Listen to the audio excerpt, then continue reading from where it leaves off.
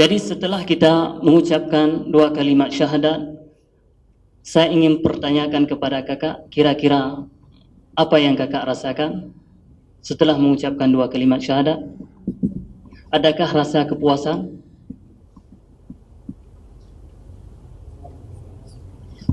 Ya, tenang. Bismillahirrahmanirrahim. Assalamualaikum warahmatullahi wabarakatuh.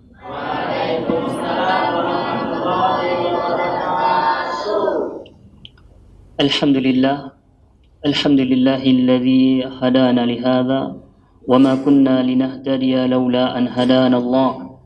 Ashhadu an la ilaha illallah wahdahu la syarika lah wa ashhadu anna Muhammadan abduhu wa rasuluhu la nabiyya wa la rasulahu ba'dah, amma ba'd. Ayuhal ikhwah, azani Allah wa iyyakum jami'an wa baraka fikum. Santriwan dan santriwati yang dirahmati Allah Subhanahu wa taala, kembali kita bersyukur kepada Allah Jalla Jalaluh, yang mana Allah masih mempertemukan kita pada sore yang berbahagia ini, yang mana pada sore ini kita dihadiahkan oleh Allah Subhanahu wa taala dengan datang saudara kita ingin memeluk agama Islam.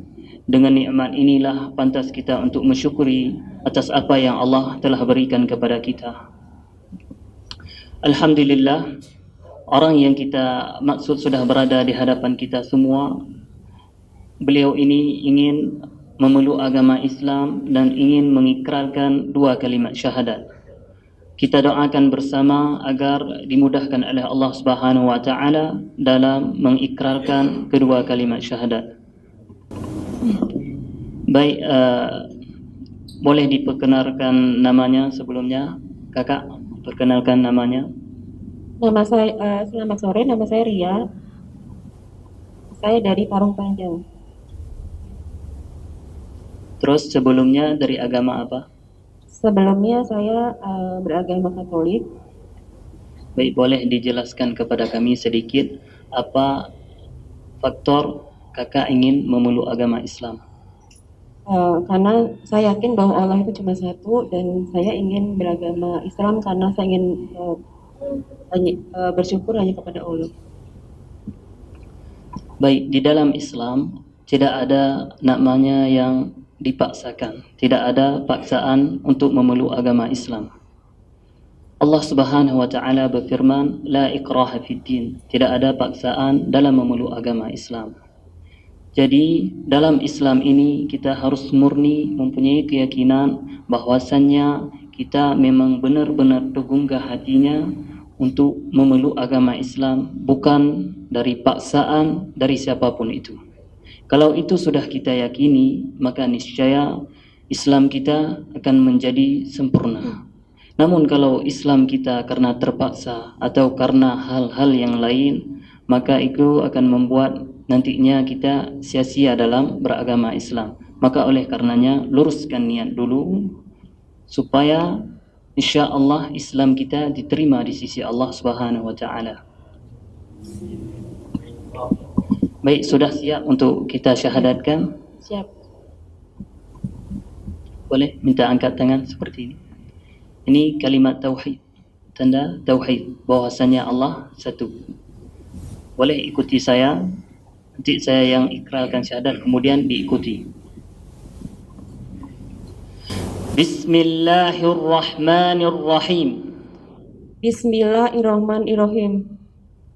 Ashhadu an la ilaha illallah illallah wa ashhadu wasahadu wa ashhadu syadu anna Muhammadan Rasulullah wa ashhadu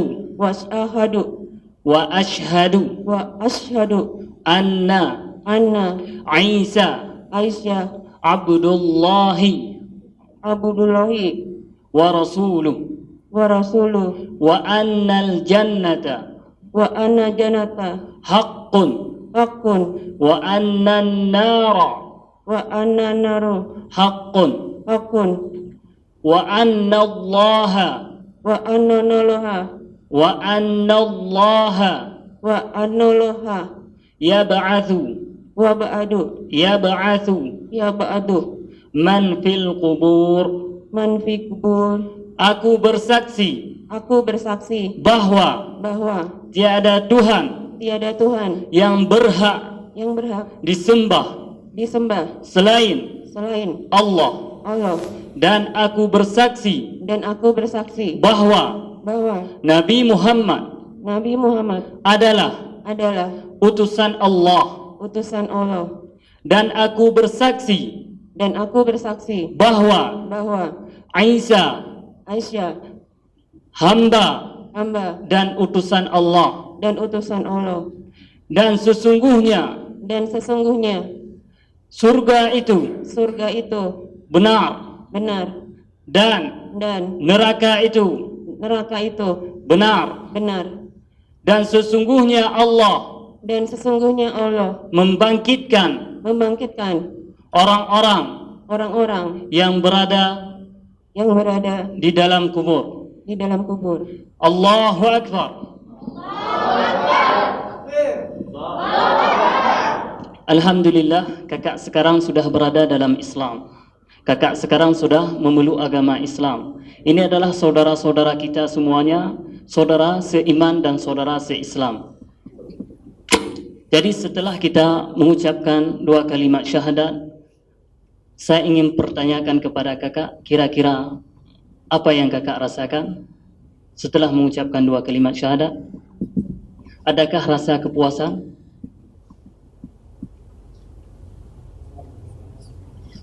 Ya, tenang sih. Tenang. Kira-kira ada rasa apa yang mungkin bisa kakak ungkapkan, diceritakan?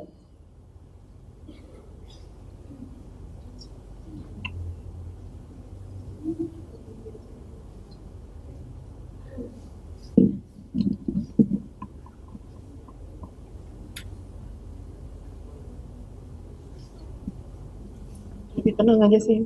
Lebih tenang. Alhamdulillah. Takbir.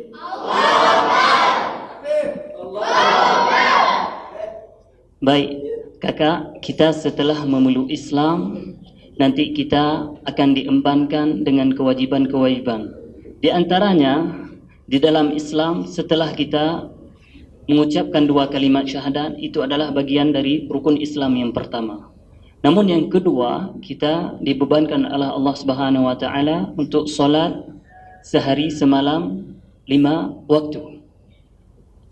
Kemudian setelahnya kita juga dibebankan dalam syariat Islam untuk membayar zakat. Kemudian setelahnya kita juga diwajibkan untuk berpuasa sebulan dalam setahun, itu di bulan Ramadan. Kita diwajibkan puasa sebulan penuh di bulan Ramadan. Kemudian yang terakhir, kita diwajibkan oleh Allah Subhanahu wa taala untuk berhaji ke Baitullah bagi orang yang telah mampu, baik dari fisik ataupun dari hartanya. Demikian, itu adalah kewajiban-kewajiban setelah kita memeluk Islam. Namun perlu diingat kakak, insya-Allah nanti ketika kita sudah berada dalam Islam, maka berbagai cobaan dan cobaan yang Allah uji kita untuk mengetes keimanan kita, untuk Allah coba keimanan kita sesampai mana kita benar-benar yakin kepada Allah Subhanahu wa taala. Allah akan menguji kita dari berbagai macam ujian-ujian. Di antaranya Allah nanti akan menguji kita dari kawan mungkin yang dulunya sama-sama di agama yang sama, sekarang sudah beda agama, mungkin akan dikucilkan kita, akan dicaci kita, dan akan dijadikan kita berbagai macam cacian. Dan juga dari keluarga dan sahabat-sahabat ataupun dari yang lainnya. Maka nasihat kami untuk kakak untuk senantiasa tidak membenci balik mereka, juga tidak mencaci, bahkan jangan sampai kita menghina mereka. Namun yang kita ingat, tampilkan akhlak kita dalam Islam. Kita mampu berpenampilan sesuai dengan yang ditampilkan oleh Nabi SAW. Kita senantiasa mendoakan mereka karena mereka belum tahu. Kita doakan mereka, semoga Allah memberikan mereka hidayah dan dapat memeluk agama Islam. Karena sesungguhnya hidayah ini tidaklah milik siapa-siapa melainkan milik Allah Subhanahu wa taala. Bahkan seorang nabi saja, Nabi Muhammad, tidak dapat memberi hidayah melainkan Allah Subhanahu wa taala yang memberi hidayah. Innaka la tahdi man ahbabta walakinnallaha yahdi man yasha. Kata Allah Subhanahu wa taala, wahai Muhammad, sesungguhnya engkau tidak dapat memberi hidayah, walakinnallah yahdi man yasha. Sesungguhnya engkau wahai Muhammad tidak dapat memberi hidayah bagi siapa yang engkau kehendaki. Artinya bagi siapa yang engkau sayangi. Walakinnallah, akan tetapi Allah lah yang memberi hidayah bagi siapa yang Allah kehendaki. Maka oleh karenanya ketika kita mendapati cobaan, baik itu dari keluarga ataupun dari sahabat